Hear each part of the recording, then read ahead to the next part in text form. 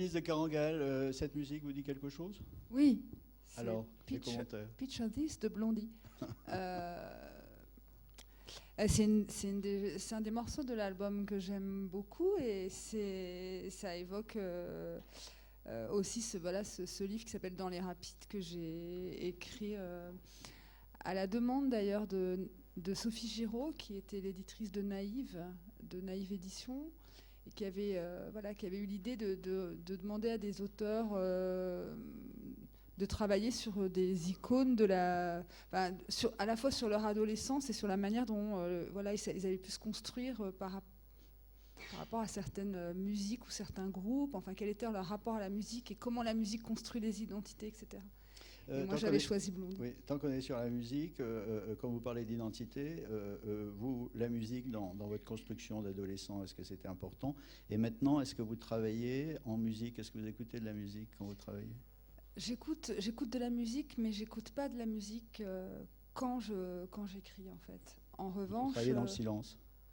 Oui, je trouve que parfois ça peut produire des interférences quand on essaye de caler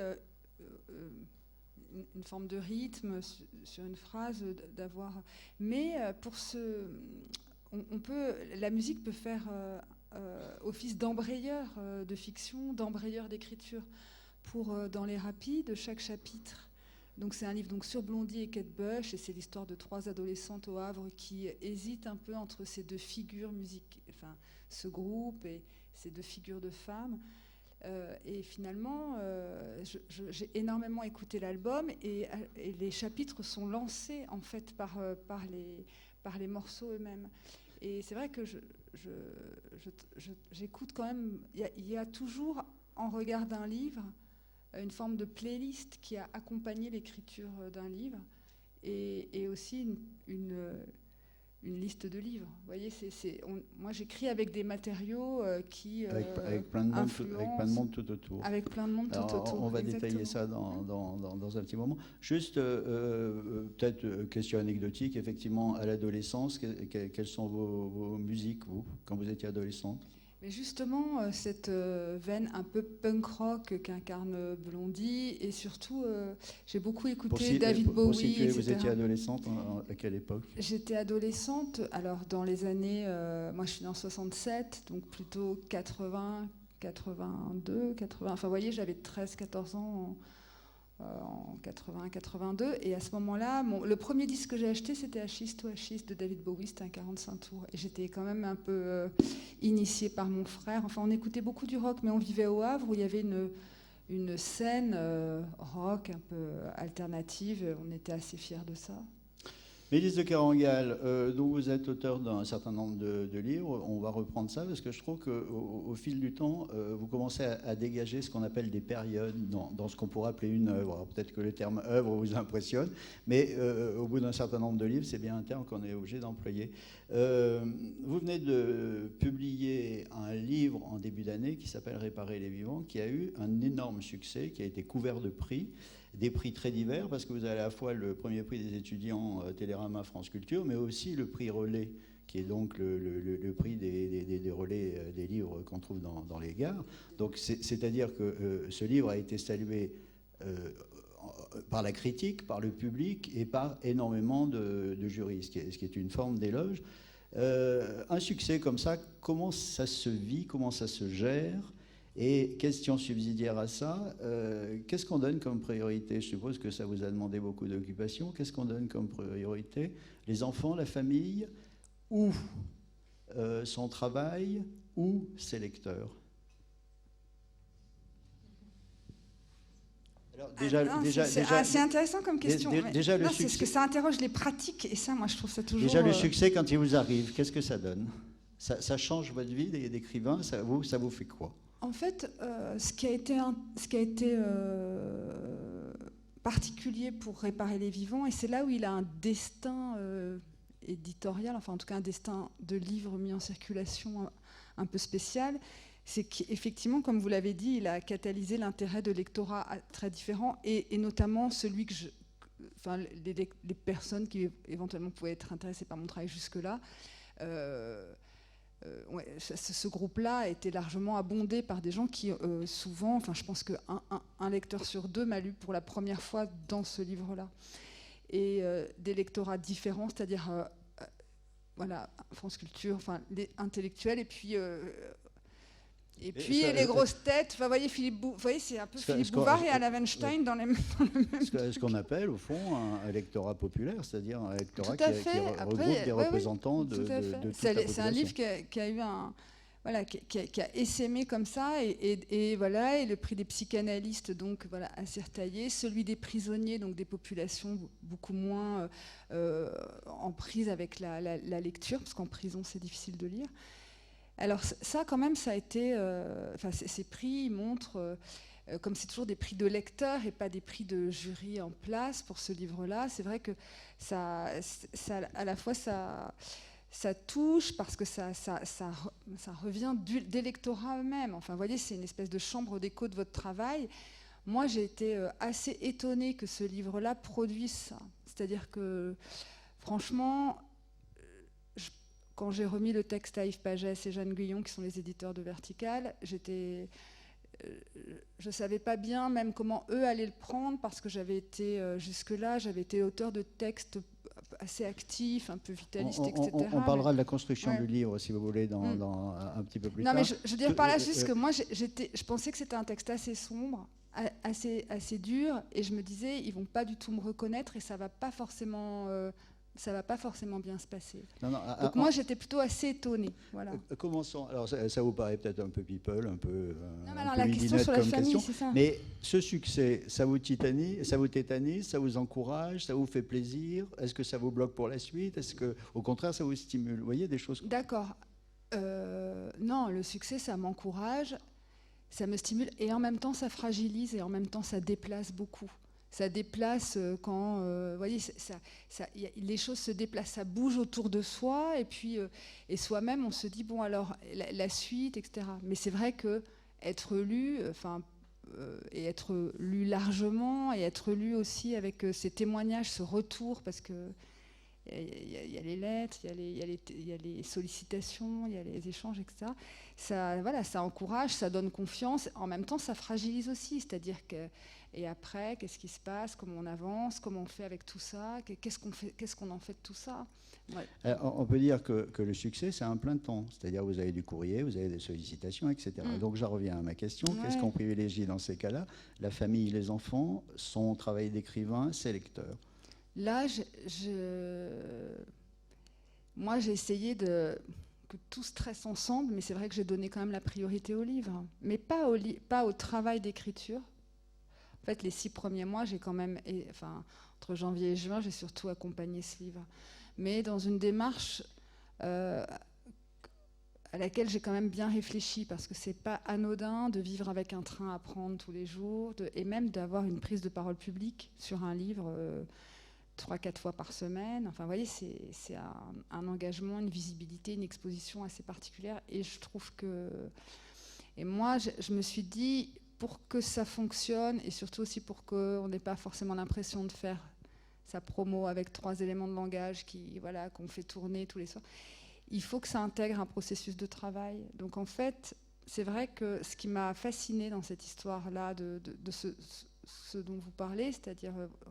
cette période de succès, c'est que moi j'ai essayé d'en faire quelque chose qui puisse être un moment d'éclaircissement pour moi-même et pour ce livre. C'est-à-dire que je ne parle pas du tout de ce livre quand il est sorti que maintenant, c'est-à-dire qu'en fait c'est un chemin que l'on fait avec le livre. Moi j'ai quand même essayé de l'éclaircir le plus possible au cours de ces rencontres. Mais j'ai donné la priorité au livre, clairement. Si vous voulez bien, avant d'en venir à l'œuvre et ce que j'appelle les différentes périodes de votre œuvre, parce qu'il me semble que c'est intéressant quand on vous lit maintenant de connaître le soubassement, on va faire un petit parcours biographique. Alors, je suppose que je ne suis pas le seul à me poser cette question. Mélisse de Kerangal, c'est un nom qui sonne de manière particulière. Quelle est l'origine de ce nom? C'est un nom de Bretagne, Finistère Sud. Mais c'est mon vrai nom. Voilà. Tout ça. C'est mon nom de naissance. Voilà, je suis née avec ce nom. Personne n'en doutait. Non. Si, moi, on me pose souvent la question. Vous avez un père qui naviguait beaucoup, non? Mon père est dans la marine marchande, ouais. Et après, il est devenu pilote au port du Havre. Mais voilà. Alors, Le Havre est votre grande ville, Ouais. votre lieu. C'est pas le seul, mais c'est la ville. C'est la ville de mon enfance et de mon adolescence. J'ai quitté Le Havre à 18 ans et j'y reviens régulièrement. Si on prend votre parcours scolaire, universitaire, vous faites des études assez brillantes, d'après ce que j'ai compris, et non, pas du tout. Quand on lit le parcours, on se dit brillant. Non, dispersé, mais j'ai pas été très loin, mais j'ai balayé assez large.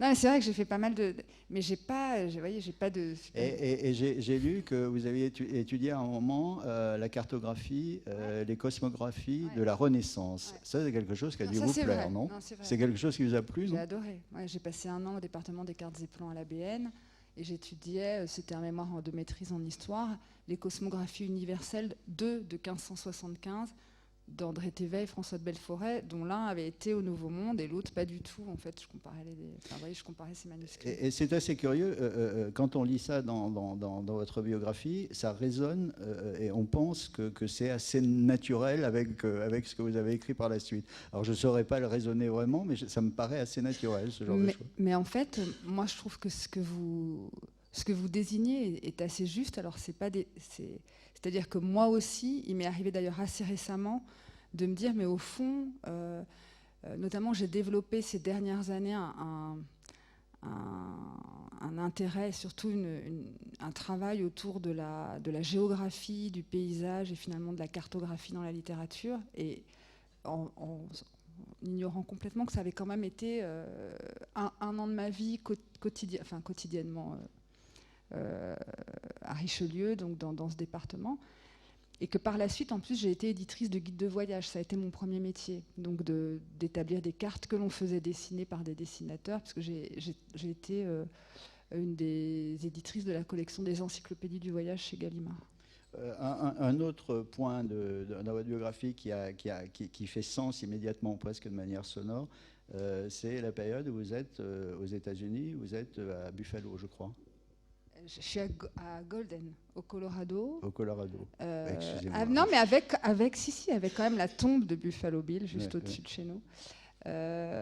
Oui, alors quand j'arrive aux États-Unis, je suis un peu une espèce de caricature de petite française qui est pas tellement aux prises avec les États-Unis, mais c'est vrai que ça me retourne beaucoup parce que Comment arrivez-vous là-bas? Parce que c'est vraiment mon mari qui lui aussi a fait la marine marchande finalement arrête et entreprend il fait l'école des mines du Colorado dans le cadre d'un cursus. Donc en fait je le suis et on part vivre là-bas pendant 2 semestres. Et c'est vrai que je suis assez isolée puisque j'ai arrêté le travail chez Gallimard. Je suis assez isolée. On a un petit garçon qui va et c'est là que je commence à écrire, mais j'écris sur plutôt un texte qui est le premier texte dans lequel je me lance aussi, qui est d'ailleurs un texte qui est situé en Dordogne, enfin qui n'a rien à voir avec les États-Unis. Il y a tout de suite un énorme écart. En revanche, c'est un moment qui, à mon avis, est très important pour moi parce que je me convertis quand même à l'espace. Vous voyez, si on est dans une histoire géographie, je me convertis à la géographie, en fait, j'ai l'impression, pendant ces années-là. Et finalement, et aussi, je commence à lire beaucoup d'auteurs américains. Chose que je ne lisais pas avant. J'ai 28 ans à ce moment-là, je ne connais pas tellement la littérature américaine. Et je commence à la lire pas mal. Reprenez, alors maintenant beaucoup plus en amont, tout ce qui est en relation au livre, à l'écriture. Est-ce que quand vous êtes enfant, vous êtes une grande lectrice? Est-ce que le fait d'écrire, c'est quelque chose qui vous habite? Vous savez, certains auteurs disent, moi à 3 ans, je savais que je serais auteur. Quel est votre parcours par rapport à tout ça? Alors moi, j'ai toujours beaucoup lu.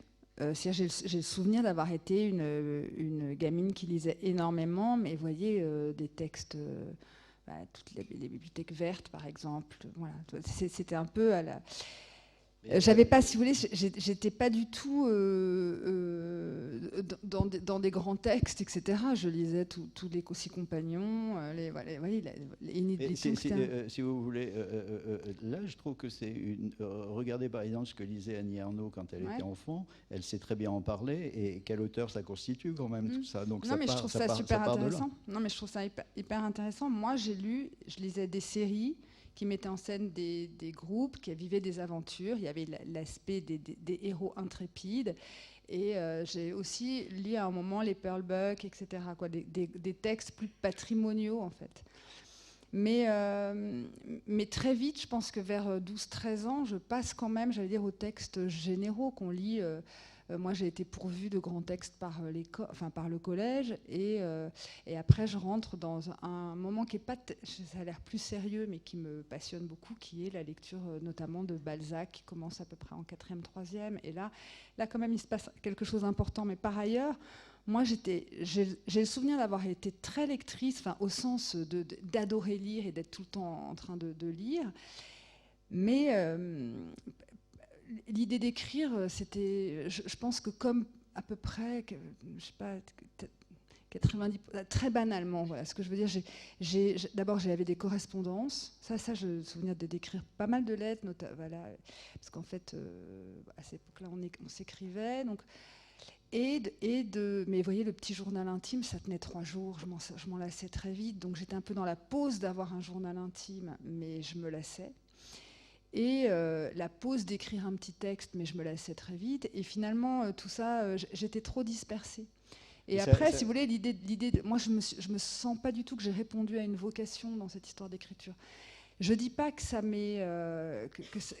mais j'ai l'impression que ce qui s'est passé aux États-Unis, parfois je me dis, si j'avais pas eu à un moment donné cette trouée dans ma vie quotidienne, c'est-à-dire ce temps totalement disponible, où j'étais aussi assez seule, et finalement où j'étais loin, j'étais dans une forme d'éloignement intéressant.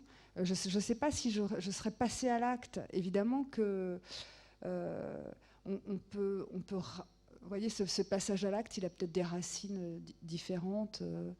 Donc en gros, on peut dire que ça cristallise. Mais moi, le côté, je l'appelle la vocation, le fait d'être appelé, etc. Je ne l'ai pas du tout ressenti. Alors aussi peut-être parce que c'est aussi quelque chose qu'on ne s'autorise pas, je ne sais pas. Mais c'est vrai que j'étais très dispersée. Je voulais un peu, quand j'avais 20 ans, justement, je faisais de l'ethnologie. Moi, je voulais être ethnologue. Et puis en même temps, je me disais, ça va quand même être compliqué.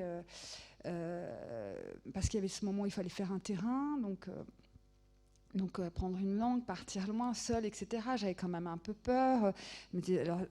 Et en fait, vous voyez, je balayais des tas de métiers possibles qui avaient quand même un lien avec, je pense, les sciences humaines, parce que moi j'ai fait plutôt des sciences humaines.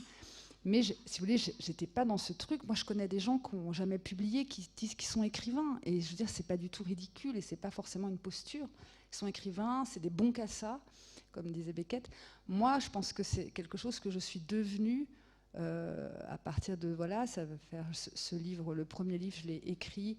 Et ce qui est étonnant, c'est que je l'ai écrit le premier, je l'ai écrit jusqu'au bout, en une fois. Et si vous voulez, c'était en 96.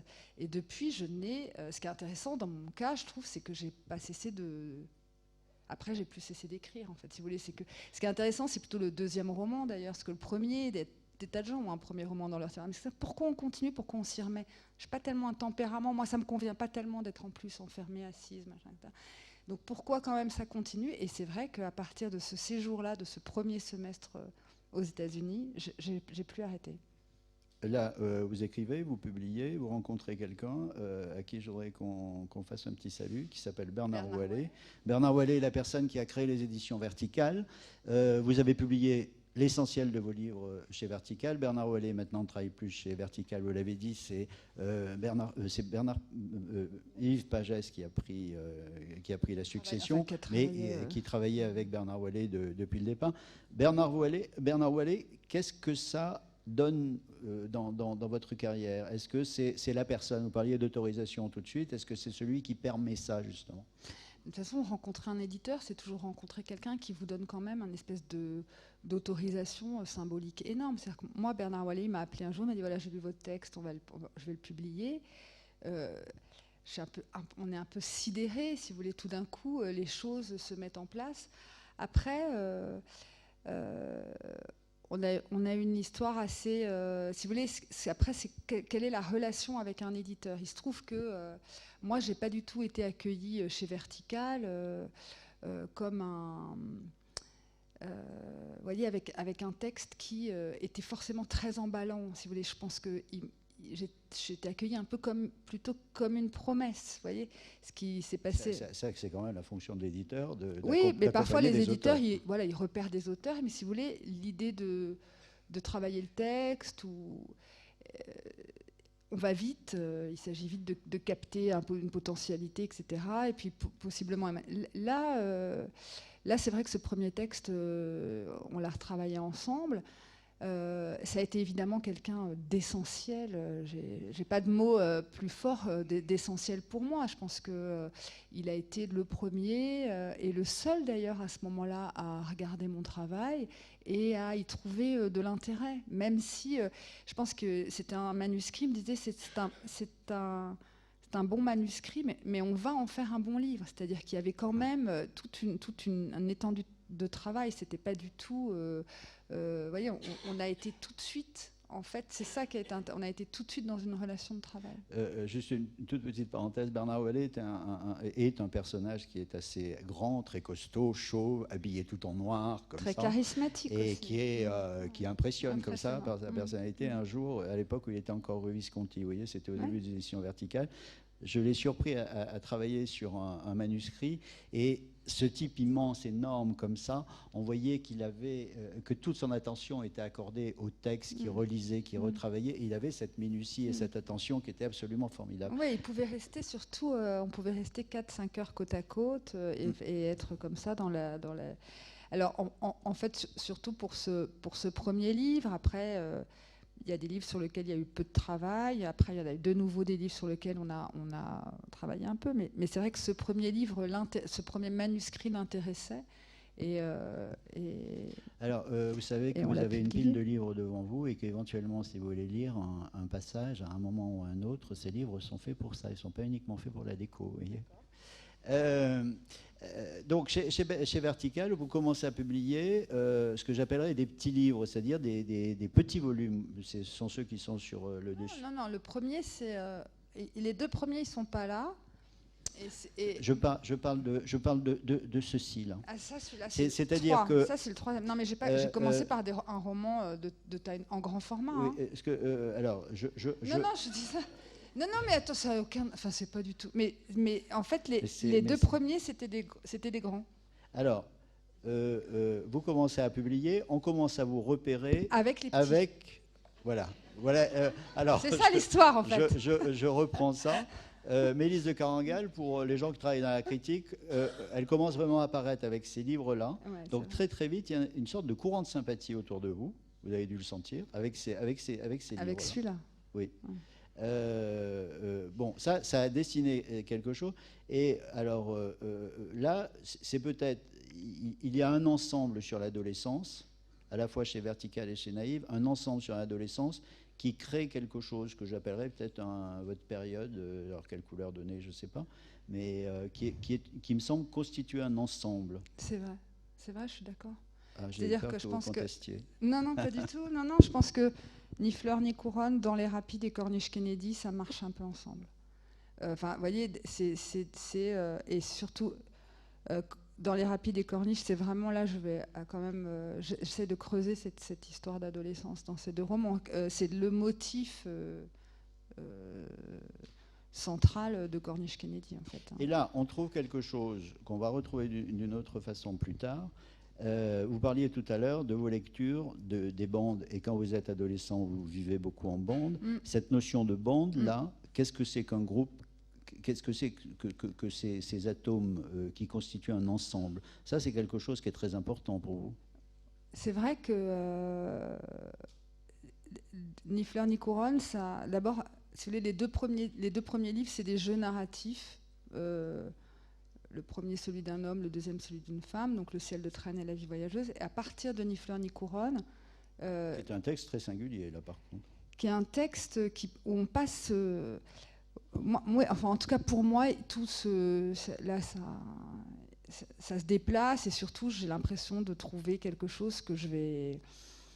une piste qui est depuis la mienne. En fait, si vous voulez, moi, je pense que c'est comme une naissance. Alors, j'aime bien les premiers livres aussi, mais ce que j'aime bien dans ces premiers livres, c'est qu'ils montrent le chemin. Vous voyez, c'est qu'ils sont intéressants pour voir tout le chemin, et notamment cette idée de devenir écrivain qui est assez importante pour moi, parce qu'en fait, voilà, il y a des auteurs, si vous voulez, leur premier livre est un coup d'éclat, tout est là dès le départ. Et moi, c'est pas du tout ça. Tout est pas du tout là dès le départ, et c'est vraiment livre après livre que les choses se mettent en place. Vous voyez, tout à l'heure, quand je parlais de période et quand je parlais d'œuvre, vous étiez comme... Et en fait, vous êtes exactement en train de parler de ça, et je trouve ça formidable. Parce que sur les cheminements, sur les thématiques, effectivement, comme tout ça se rompt, se reprend, se développe, authentiquement, il y a quelque chose. Alors, si vous ne connaissez pas ce livre, La Ni fleur ni couronne, je vous le recommande beaucoup. C'est un livre qui est quand même très singulier dans tout ce que vous avez écrit. Non, oui, vous ne pensez pas? Déjà, si, parce qu'il y a deux nouvelles qui sont deux longues nouvelles. Je pense qu'il n'y a que Vertical pour publier ensemble deux longues nouvelles comme ça. Déjà, c'est compliqué d'éditer des nouvelles. Et puis là, c'est quand même, c'est pas non plus une série de petites nouvelles, c'est deux textes ensemble. Alors, ce qui est étonnant dans ces histoires de collectif, la première nouvelle met en scène deux personnages, la deuxième trois, embarqués dans des actions, voilà, qui entreprennent des choses ensemble. Et c'est vrai que ces collectifs, ça m'y fait penser, ne cessent de grossir depuis. Parce qu'après, on passe à 3 dans les rapides, puis c'est la bande de la Plate dans la Corniche, puis c'est les ouvriers du pont qui arrivent à plein, et puis après... Bon, là, c'est une autre période. Non, mais je veux dire par là qu'il y a quand même sur l'importance du motif du collectif. C'est vrai que bon, le cœur, ça se calme un peu, on n'est pas dans des foules, mais quand même, c'est vrai que ça grossit. Pour moi, réparer les vivants, il n'est question que de ça. Que de collectif, oui, que du commun. Enfin, alors, avant, on va faire, si vous voulez, deux petites bifurcations. Une qui apparaît absolument nécessaire, la question qu'on pose à tous les auteurs, est-ce que vous avez des grands auteurs de référence ? Ou est-ce qu'à chaque livre, vous avez comme ça des auteurs de repère? Alors, non, j'ai pas des grands auteurs de référence. J'ai plutôt, pour chaque livre, et j'ai l'impression d'ailleurs que je trouve aussi des livres pour m'accompagner dans l'écriture. Alors après, vous êtes toujours lectrice? Ah ouais, moi je lis quand même beaucoup. Ouais, je lis beaucoup. Alors évidemment, les classiques de la fin du 19e, je les lis et ils m'impressionnent. Et je pense que les deux premiers livres que j'ai écrits avec ces narrateurs et ce temps à l'imparfait, qui sont des livres très posés, très classiques, avec des intrigues, des personnages, ils viennent un peu de l'idée que je me fais du roman à ce moment-là. Enfin, pour le coup, j'ai l'impression d'écrire, comme vous dites, sous la référence du roman. Hein. C'est-à-dire que... et en fait... Après, j'ai le sentiment peut-être de plus m'émanciper d'un regard, d'une position référente, en fait, hein, livre après livre. Et le premier, le moment où je desserre un peu le licol, je pense que c'est Ni fleur ni couronne. Mais c'est vrai qu'avant, il y a cette histoire de référence. Et je pense que les auteurs, par exemple, l'auteur qui m'occupe énormément depuis quand même maintenant 2-3 ans, c'est Claude Simon, par exemple. J'attendais que vous prononciez le nom de Claude Simon. Ouais. Non, c'est vrai. Alors, parce que je l'ai lu quand j'étais... Alors, pour le coup, moi, j'ai fait une Hippocagne, une Cagne, et on le lisait. Pour moi, j'étais en spécialité histoire-géo. Pour moi, c'était l'auteur des littéraires. Je trouvais quand même, on lisait l'Acacia, je trouvais ça assez ardu. J'ai souhaité le lire un peu en me disant non, pas de raison, etc. Et c'est vrai que là, il y a une espèce de retour... depuis quelques années à Claude Simon, et une intensification de sa présence depuis 2-3 ans. Et je pense que ça fait trace dans ce que j'écris. Est-ce qu'on peut annoncer où vous serez au mois de septembre de l'année prochaine? Ah, Guéret. Alors, oui. on l'annonce. Peut-être que vous le savez déjà, ou peut-être pas. Oui, j'ai eu un message il y a 10 jours d'Hugues Pradier pour être invité à Chaminadour et être sur les grands chemins de Claude Simon. Voilà. Voilà. Donc vous Aux serez rencontres de Chaminadour. en septembre avec Claude Simon l'année prochaine. Donc une fois passées ces références d'auteurs, on va faire une autre petite parenthèse qui me paraît très très importante, c'est la question du sport. Parce que vous êtes une femme, vous êtes passionnée de foot et vous avez écrit sur le sport, ouais. Et en particulier avec une autre jeune femme qui s'appelle Joyce Sormand. Ouais. On a écrit un livre qui s'appelle Femmes et sport. Donc, bon, déjà, moi, j'avais écrit un petit peu, j'avais pigé un peu dans un journal de foot qui s'appelle SoFoot, mais bon, ça, c'était intéressant, hein. Moi, j'ai aimé ça, mais c'était un peu l'occasion, quoi. Et puis des histoires d'amis. Mais cela dit, après, avec un autre auteur de Vertical qui s'appelle François Bégodeau, il y a eu des collectifs d'auteurs qui se sont montés. On a écrit Le sport par les gestes, puis La politique et le sport. Et après, Joyce Sormand et moi, on a publié un volume sur les femmes et le sport. Par ailleurs, j'ai écrit aussi dans Des Sports, la revue d'Adrien Bosc, enfin, qui est un texte sur les braqueuses, et puis un texte là qui me... Les braqueuses, c'est l'équipe. La braqueuse, c'est les basketteuses. C'est les voilà. baskets, ouais, les équipes. C'est avec le basket, c'est important ici. Ouais,